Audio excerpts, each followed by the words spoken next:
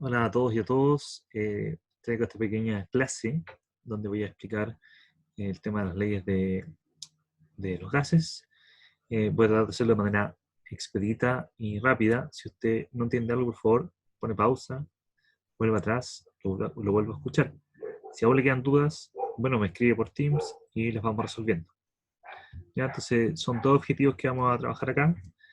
Posteriormente yo le voy a mandar algunas, digamos, ejemplos y resueltos de estos ejercicios de leyes. Y finalmente también voy a subir una tarea donde se resuelvan más ejercicios. ¿Ya? Entonces quiero partir con la primera ley y voy a partir siempre con un ejemplo, ¿ya? O una aplicación de esto donde se ve.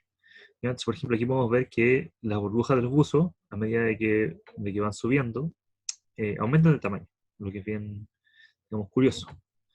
¿Ya? Entonces, no sé si han escuchado alguna vez esto de que los buzos, si suben muy rápido, les puede dar una embolia en la sangre, incluso pueden llegar a morir, porque se forman como burbujas de aire en la sangre. ¿Ya? Y aquí vemos un caso bien extremo de eso, donde la persona, eh, por algún motivo, cuando subió muy rápido buceando, se le formaron como estas deformidades donde se le llenó como el cuerpo aparentemente de aire. ¿Ya? Entonces, esto antes no se sabía, pero con el tiempo y con el avance, digamos, de las técnicas de buceo más en profundidad, se habla de una fase de riesgo y la parada de seguridad, donde el buzo sí o sí tiene que parar por lo menos a unos 5 metros o 3 metros antes de salir del agua y por un tiempo determinado. Incluso están tablas que, dependiendo de cuánto tiempo estuvo el buzo bajo el agua, es entonces el tiempo que tiene que estar detenido en esta parada de inmersión, incluso ser más de una parada. ¿Ya? La gente que sufre de estas cosas, existen particularmente unas cámaras de presión, cámaras hiperbáricas que se llaman, que permiten, digamos, que la persona se sane y no muera incluso. ¿Ya? Y esto es lo que se ve en estos casos, tiene que ver con la ley de Boyle, ya que algo empezamos a ver en clase.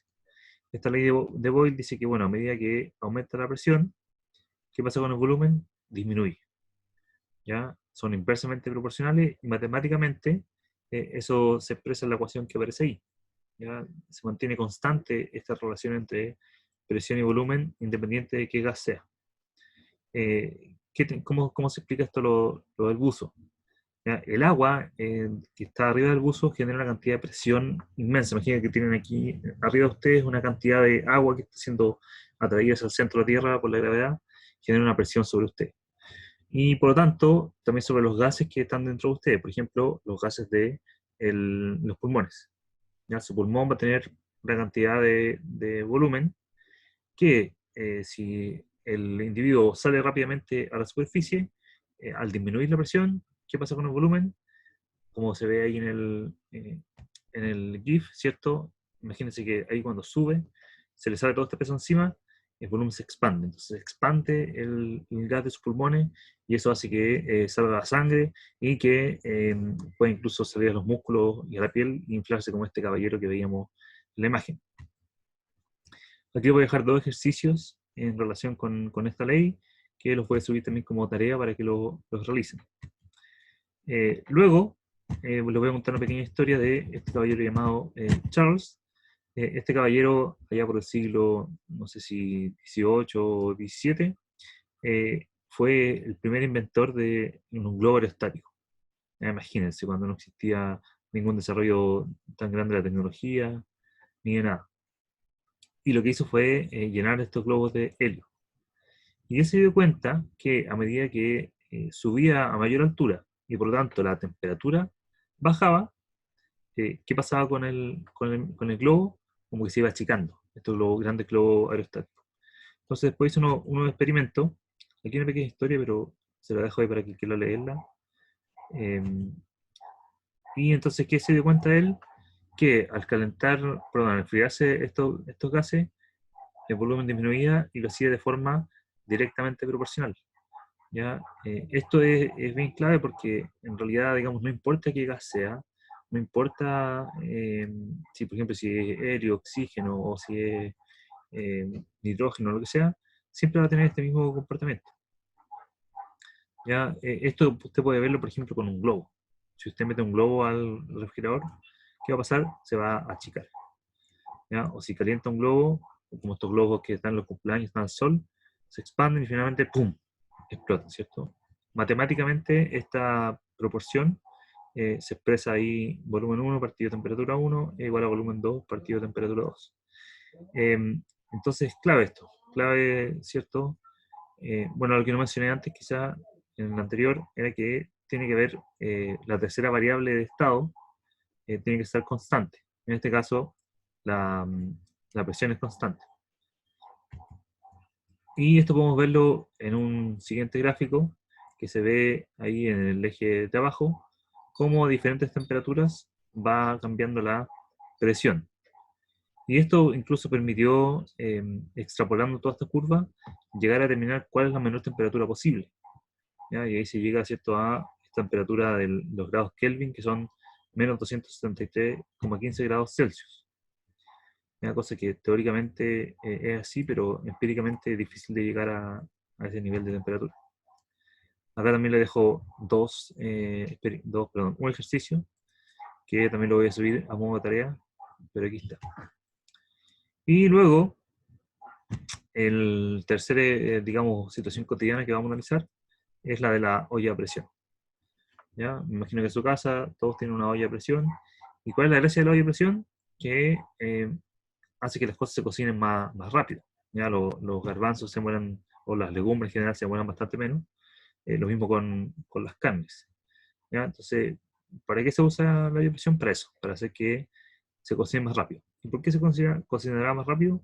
Algo tiene que ver con la temperatura, ¿cierto? A lo mejor la temperatura que alcanza la olla dentro es mayor, por lo tanto se genera una cocción más rápida. ¿Ya? Y dice ahí, bueno, ¿por qué para abrir una olla a presión es conveniente agregarle o sumergirle en agua fría? Tiene que ver con lo mismo, si la presión es muy, o sea, si la temperatura es muy alta, aparentemente está relacionado con la presión, probablemente si yo llego lo abro, ¡pum! Esto puede llegar a hasta incluso explotar liberando esta presión. Y eso es lo que se muestra acá. ¿Ya?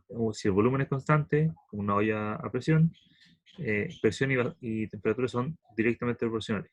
¿Ya? A más calor que se ejerza, eh, las moléculas se van a mover más rápido, van a chocar más contra las paredes, porque recuerde que la presión en un gas es eso, es la fuerza que ejerza contra las paredes, y esa fuerza está dada por los choques de las partículas, y matemáticamente se expresa como aparece ahí. ¿Ya? Presión 1 partido temperatura 1 igual a presión 2 partido por temperatura 2. Recuerda que este 1 y 2 tiene que ver con un caso inicial y un caso final. Si hacemos esto mismo con las variaciones de volumen en función de las variaciones de temperatura en función del volumen, vamos a llegar a lo mismo que antes. También que podemos llegar a una temperatura mínima con un volumen mínimo. Y a partir de lo anterior, y digamos mezclando estas tres leyes, es que podemos llegar a una ley generalizada, donde de estos tres valores también se mantienen de manera constante esta relación matemática.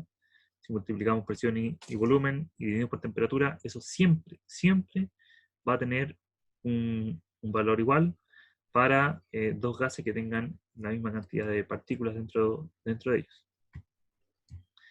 A modo de resumen, ahí está este pequeño gráfico, ¿cierto? Que muestra ahí, digamos, cómo se relaciona presión, volumen y temperatura, estas tres grandes variables de estado, cómo se relacionan y cuál es la ley que habla de cada una de ellas. ¿Ya? Así que eso sería todo por hoy. Ojalá que le haya quedado un poco más claro esto de las presiones, volumen y temperatura de los gases.